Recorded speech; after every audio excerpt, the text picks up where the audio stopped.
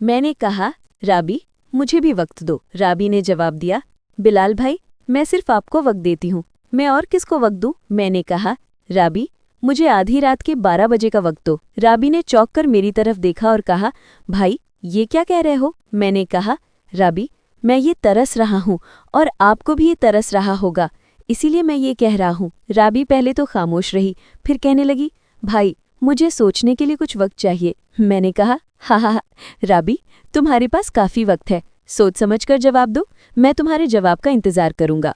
फिर मैं अपना घर छोड़कर अपने दोस्तों के साथ क्रिकेट खेलने चला गया। मैं क्रिकेट बहुत अच्छा खेलता था। अब मैं मैच खेल रहा था और राबी मेरे जहन में था। मैंने हैरानी से कहा, मैं नहीं जानता राबी का क्या जवाब होगा।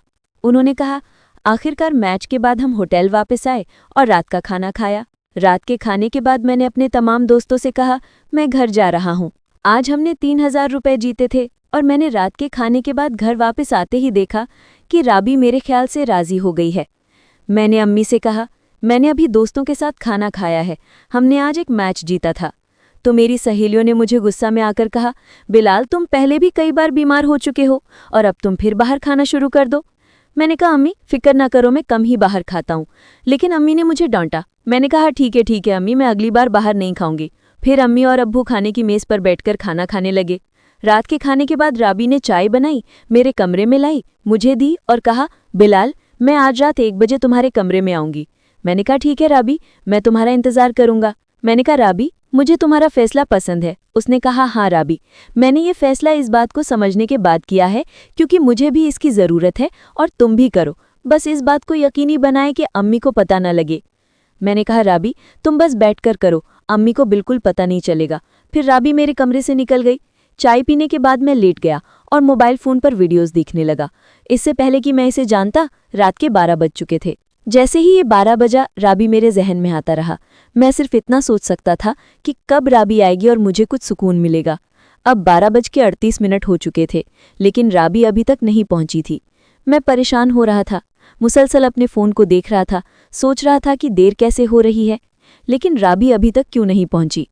पलक झपकते ही 1 बजे थे। मेरा तनाव बढ़ गया था।